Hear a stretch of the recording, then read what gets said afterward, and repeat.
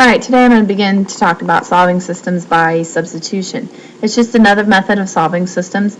We could continue to use the graphing method, which we learned yesterday, but now we're going to use another method. This will actually give us the exact answer rather than having to guess where two lines intersect if they don't intersect at an exact whole number.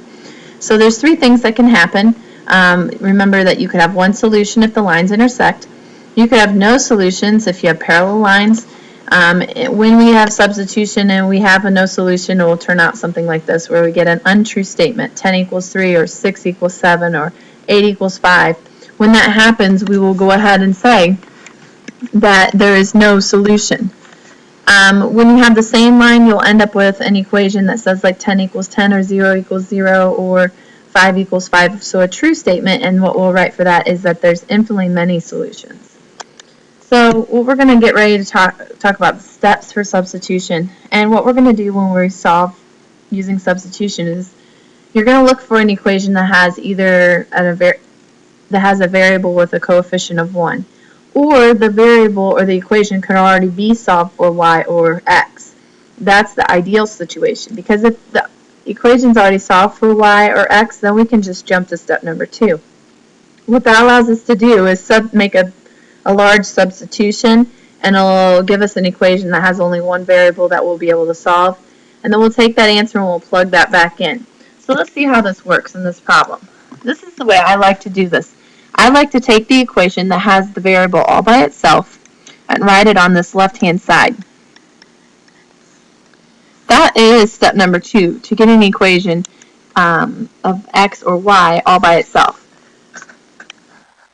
Step number 3 is to actually substitute. Well, what are you substituting? Well, I'm going to replace y with what it's equal to. It's equal to 2x minus 4.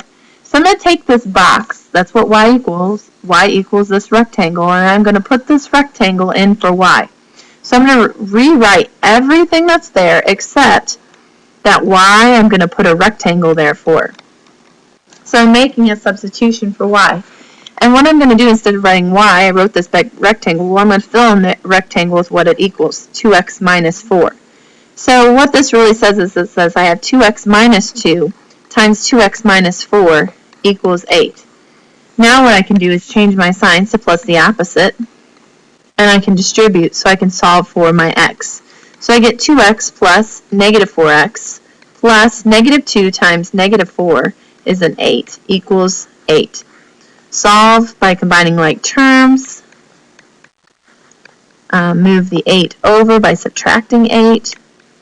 And then divide by negative 2. This gives me x is 0.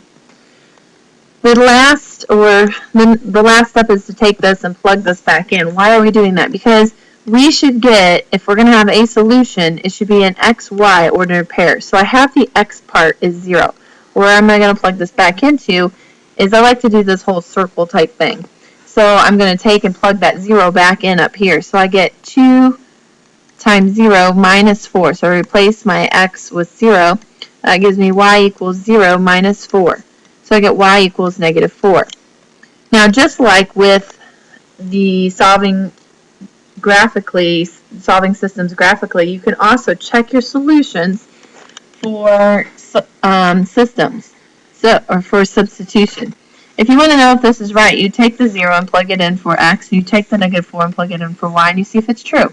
This gives you 0 minus 4, which is negative 4. Now, if I plug in 0 for my x here and negative 4 for my y, I get 0, and this ends up being negative 2 times negative 4, which is a positive 8. So both of these are, 0, negative 4 works in both equations, so I can be assured that I have the correct answer.